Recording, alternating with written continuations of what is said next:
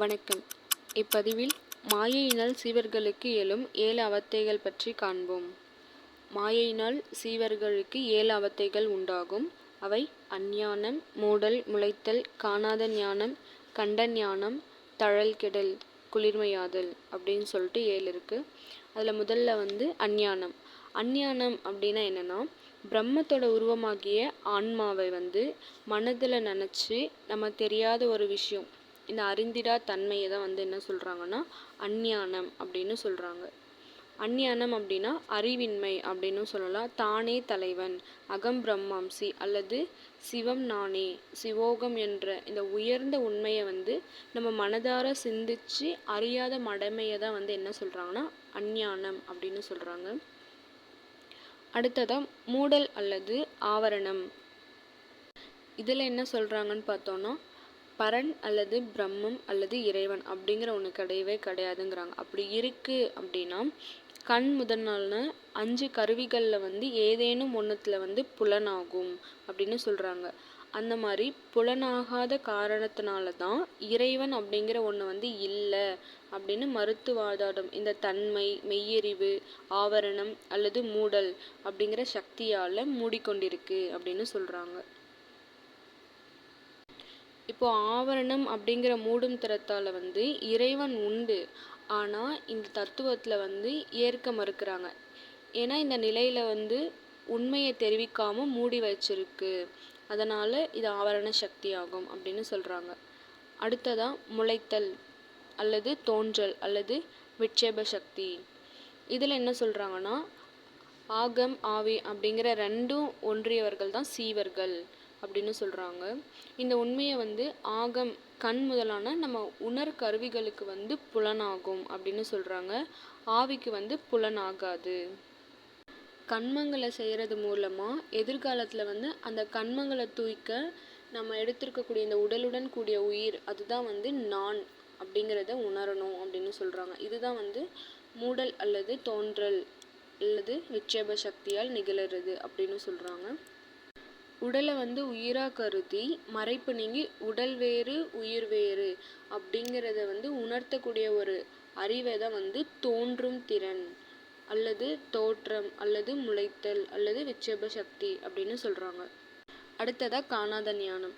காணாத ஞானம் அல்லது பரோட்ச ஞானம் அப்படின்னு சொல்கிறாங்க. இதில் என்ன சொல்ல வராங்க அப்படின்னா, சத்குருவோட உபதேசத்தால் தான் யார் அப்படிங்கிற ஒரு நிலையை அறிஞ்சிக்கிறது தான் அப்படின்னு சொல்கிறாங்க. இது உணர்கருவிகளான மெய், வாய், கண், மூக்கு, செவி இது மூலமாக அறிய முடியும் அப்படின்னு சொல்கிறாங்க. அது மட்டும் இல்லாமல் ஞானேந்திரியங்களால் காணாத ஞானம் அப்படின்னும் சொல்கிறாங்க. இந்த பரோட்ச ஞானம் பிரதியட்சம் அப்படின்னும் பரோட்சம் அப்படின்னும் சொல்கிறாங்க. இப்போது பொறிகளால் அறிய முடியாத உண்மைகளான தான் யார் அப்படிங்கிற ஒரு தத்துவத்தை குருவின் உபதேசத்தோட புலன்களால் அறியறது தான் காணாத ஞானம் அப்படின்னு சொல்கிறாங்க. அடுத்ததாக கண்ட ஞானம். கண்ட ஞானம் இதுக்கு இன்னொரு பேர் என்னென்னா அபரோட்ச ஞானம் அப்படின்னு சொல்கிறோம்.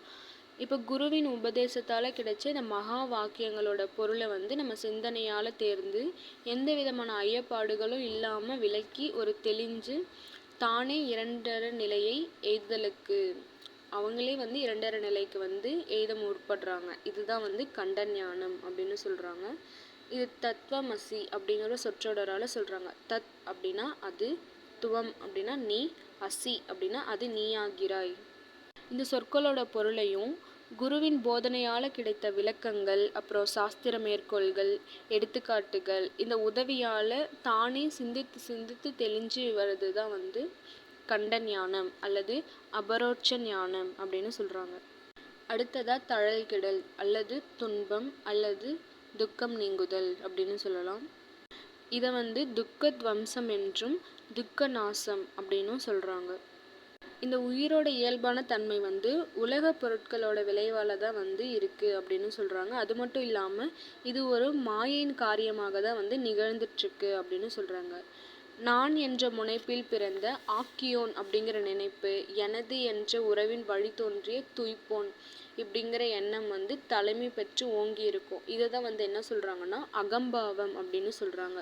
இந்த அகம்பாவம் தான் துன்பங்களுக்கு அடிப்படை காரணம் அப்படின்னு சொல்கிறாங்க. நான் எனது அப்படிங்கிற எண்ணத்தை வந்து நம்ம ஒழிச்சு நின்னாலே எல்லா வகையான துன்பங்களையுமே வந்து நம்மளால் போக்கிக்க முடியும்.